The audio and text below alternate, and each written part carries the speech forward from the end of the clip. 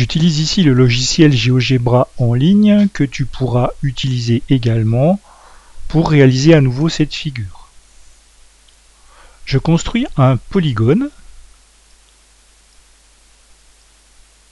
ABCD. J'ai choisi ici de faire un quadrilatère quelconque que je pourrais modifier au besoin. Et je trace une droite quelconque. Grâce à mon logiciel, je vais construire la figure symétrique du polygone ABCD par rapport à la droite EF. J'utilise l'outil symétrie axiale. Nous parlons ici de symétrie axiale, c'est-à-dire par rapport à une droite. Donc je construis la figure symétrique de ABCD par rapport à la droite EF.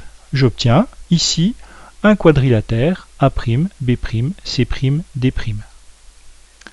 Le point A est le symétrique. A pour symétrique, pardon, le point A'. Le point B a pour symétrique le point B'.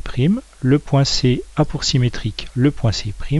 Et le point D a pour symétrique le point D'. La symétrie axiale ou symétrie orthogonale, on verra pourquoi, a un autre nom, on l'appelle aussi une réflexion. Réfléchir non pas dans le sens penser, mais dans le sens miroir. On peut imaginer que la figure ABCD se réfléchit dans le miroir EF et que son image est la figure A', B', C', D'. Je vais tracer le segment AA', le segment BB', le segment CC' et le segment DD'. Je me rends compte que ces 4 segments sont tous les 4 parallèles et perpendiculaires à la droite EF. Ça sera le cas dans une symétrie axiale.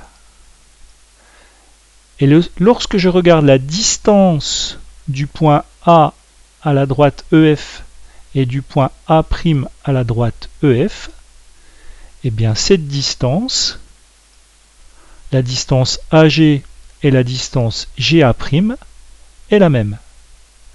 La distance BH et la distance BH et la distance HB' est la même. Ainsi, la droite EF est la médiatrice du segment AA'.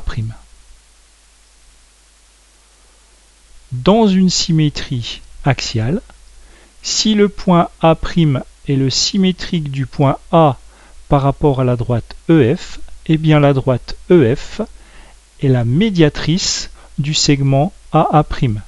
Elle passe par le milieu du segment AA' et elle est perpendiculaire au segment AA'.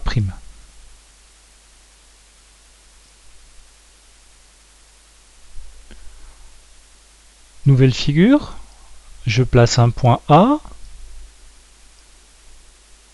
une droite, et je construis le symétrique de ce point par rapport à cette droite. Symétrique de A par rapport à la droite BC. J'utilise un outil qui s'appelle afficher la trace, qui, lorsque je vais bouger le point A, va laisser une trace, et même chose pour le point A'. Donc ici, je bouge le point A et je construis, en bougeant le point A', une figure symétrique à celle que j'obtiens sur la partie gauche. La figure de la partie droite est symétrique de la figure de la partie gauche.